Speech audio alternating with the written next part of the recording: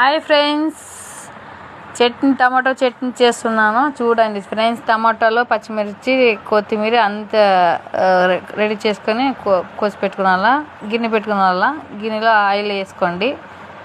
Oil వేసుకున్నాక పచ్చిమిరపకాయలు వేసుకోండి. పచ్చిమిరపకాయలు వేసుకుని కనుక కొత్తిమీర వేసుకోండి. కొత్తిమీర వేసుకుని బాగా ఇట్లా గంటితో తిప్పండి. గంటితో బాగా తిప్పితే ఆయిల్ వేసుకుంటే బాగా మగ్గిపోయినాయి చూడండి. ఇప్పుడు అన్నం కూడా అయింది ఒక పక్క, వేడిది. ఇప్పుడు టమాటాలు వేసుకోండి. సన్నగా కోసి పెట్టుకుంటాం కదా, అవి టమాటాలు వేసుకోండి. టమాటాలు వేసి గంటి తీసుకొని తిప్పండి.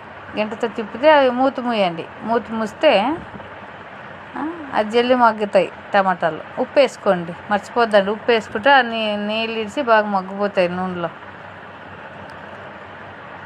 అయిపోయి ఇంకేమీ లేదు దీంట్లో చూడండి. అప్పుడు అయ్యింది. అప్పుడే పప్పుకి తీసుకొని రాముకుంటే రెడీ అయింది.